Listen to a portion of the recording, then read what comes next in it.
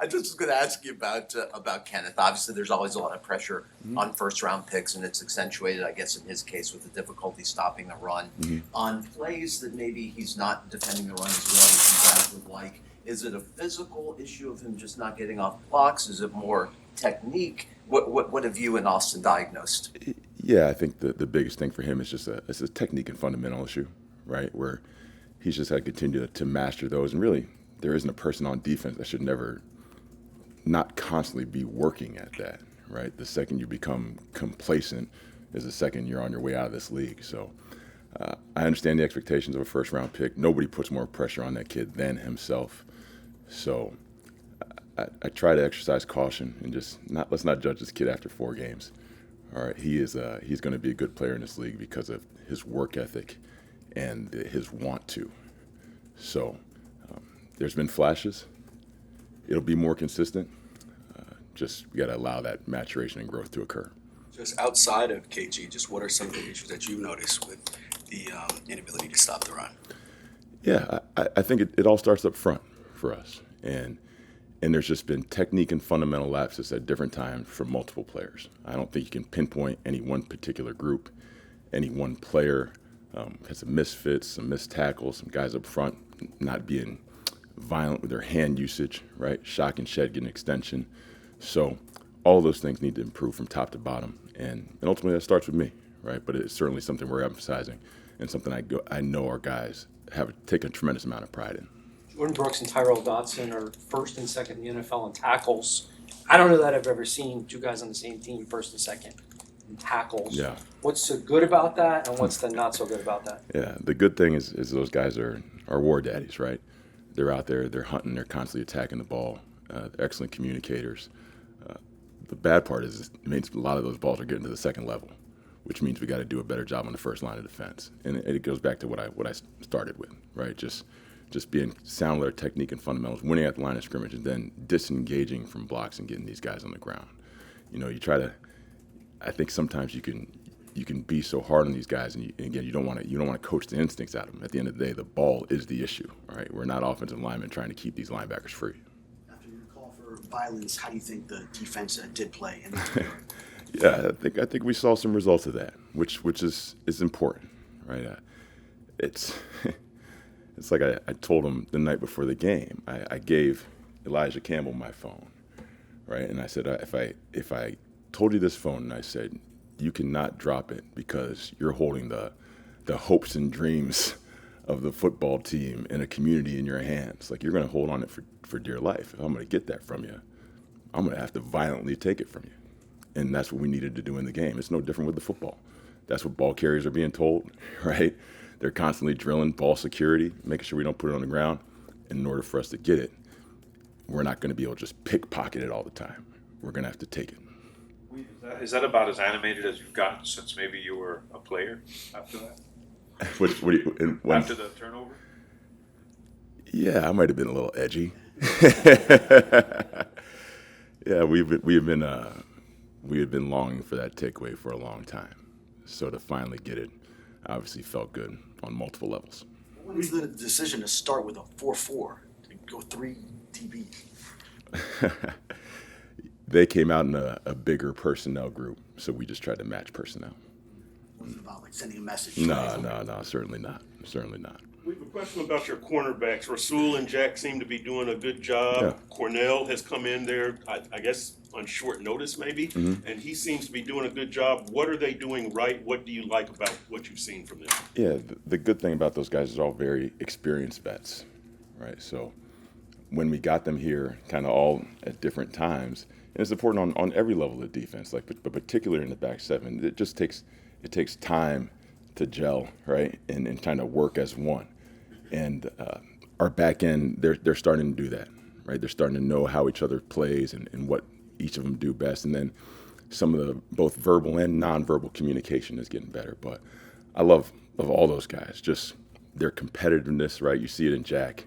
He's just fiery and he gets excited. I mean, he plays, he's got instincts, but he plays the game with his hair on fire. And then Rasul's just a consummate professional, right? Knows exactly where he's supposed to be at all times, plays to his strengths, knows his matchup, knows the game inside and out. I was with Cornell in Houston, So I knew what he was about, right? I knew he was going to know all the jobs, be able to go out there and execute at a high level. Really, when we were in Houston, the reason he didn't play probably more is just he battled some injuries.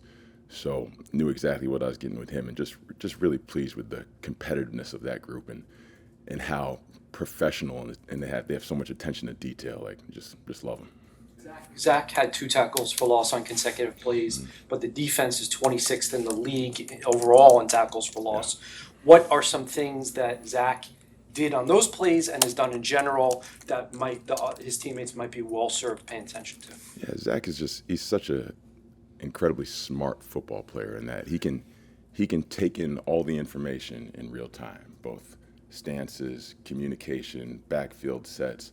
So some of those things he can take advantage of. Now, like we talked about early in the season, when he was trying to help so many other people, we weren't giving him the opportunity to do that. So I think now with, again, some of the maturation of the younger guys around him, maybe playing not both rookies with him and trying to take some of that off him at times, that's going to allow him to be him, right, and take some of the stress that we had on him early in the season. Philosophical question for you. You talked about the offense coming out of heavier formation and you wanting to match it. Do you tend to want to match coverages with the offense, or are you more of a mind of like, okay, whatever they're playing, I think this is what we should play? No, if they're going to get big, we're going to get big, right? That's truly what that was. It's no different than when you're trying to adjust fronts to take angles away from offensive linemen based on what they're trying to do schematically, right? So in that situation, I think they came out in like some 13 XL grouping, so it would be foolish for me to try out 40 linemen and 5 corners, and wouldn't do that. You expect other teams now to try to mimic what the Jets did? I mean, running the ball. Yeah, I expect people to try to run the ball, right? Most coordinators, they look at you statistically, see how people are trying to attack you, and it's a copycat league. And until we stop it, that's what we're going to see. I have the utmost faith in our ability to do that. It's got to start this week, and we got to start the game faster. That's really been a theme for us. I thought we had an op in New England on 4th down to get off the field. We didn't. Really probably the same thing in Indy. I think it was a 4th down conversion that led to the extended drive. And then Buffalo, we gave a touchdown too. So fortunately, Jack turned the tides, but we had about an inch to work with. So we gotta be able to start faster in these games. On top of that, you talked about the rookies, the progression. When you look at rookie defensive tackles like Christian Wilkins recently, Zach, it takes a while. Yeah. I mean, is that you've been around these guys? Is that your development isn't like an overnight thing for these guys? It's not. At the college level, and I can speak from experience, like you can be disruptive and an All-American just because you're better than everybody, right? You're going to play against some younger guys, particularly as you start to mature and grow. Like you're just better athletically. You become smarter, more physical. Like you're just better all the time. Once you get to the league, everybody's good. Everybody's good. It's the guys that can master their technique and fundamentals that can go from average to good and from good to great. So KG, he's got tremendous talent, but until we match that talent with the necessary technique and fundamentals, it won't be reached. Looking at run defense, what is Hubbard? His numbers aren't that great, but what do you have to guard against? What danger does he pose? Yeah, man. I mean, he's a 3-down back. He can do it all. He's got change of direction, contact balance. He can run with physicality. He can make you miss. So I know he's nursing an ankle or something like that. So if he wants to take a week, I understand. Yeah, go ahead. But the guys behind him, Rico, they got very good backs, and the ATN kid. So we're cognizant of all of them, and it's going to take all 11 at the point of attack on every play to stop them. What can Chop do to warrant an increase in snap percentage? Yeah. So much of that is a feel thing with Sean Ryan, and I think, again, he was kind of thrown into this right before the start of the season. So he's trying to develop a feel for how to rotate these guys and make sure that they're, one, getting enough reps and making sure that they can feel comfortable in the flow of the game. You don't want to just roll guys because they're on a snap count, because it's not natural. You can't set up offensive tackles. You can't set up rushes. It's hard. So that is also, there's a growth happening there, right, because of the situation we went through with our outside backers coach. Playing, I was just going to follow up on Joe. Sorry, how is Chop playing in your view? Is he setting the edge effectively enough? Yeah, I think Chop's Chop's gone out there and played well in his opportunities. There's a couple snaps in the Buffalo game when he was nursing the knee, right? He hurt his knee in New England. You definitely tell it affected him on the short week. But last week I thought he was great. We can't lose him in the fold just because of what's happening in the game. We got to make sure he's out there because he's going to be impactful and be disruptive for us. Anthony, last year your unit was 9th against the run. What was the biggest reason for that, and what's the biggest difference from last year to this year? Yeah, it's funny because I felt like last year started very similar to this.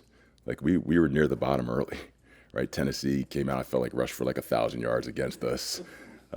Jacksonville had success, ran for like 130, 140 in the first game. So I felt like just where we're at now is a very similar situation. The NFL to me it's a growth league, right? The league is designed for parity to be 8-8, whether it's the draft, right, the waiver claim order.